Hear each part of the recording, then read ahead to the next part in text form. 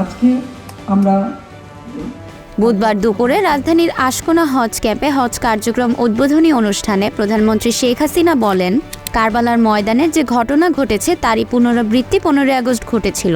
কারবালা ময়দানে নারী ও শিশুদের হত্যা করা হয়নি, কিন্তু বাংলাদেশে 75-এর 15 আগস্ট নারী শিশু কেউই রেহাই পায়নি। ওই দিন আমিও আমার ছোট বোন বিদেশে থাকায় বেঁচে যাই।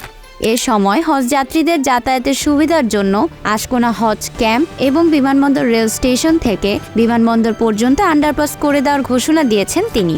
ধর্মমন্ত্রী মোহাম্মদ ফরিদুল হক খানের সভাপতিত্বে অনুষ্ঠানে স্বরাষ্ট্রমন্ত্রী আসাদুজ্জামান খান কামাল, বেসামরিক বিমান পরিবহন ও পর্যটন মন্ত্রী মোহাম্মদ ফারুক খান, ঢাকা উত্তর সিটি কর্পোরেশনের মেয়র আতিকুল ইসলাম, ঢাকায় সৌদি আরবের রাষ্ট্রদূত ইসা বিন ইউসুফ আল দুহাইলান, হজ এজেন্সিস অ্যাসোসিয়েশন অব বাংলাদেশের সভাপতি সহ অনেকেই উপস্থিত ছিলেন।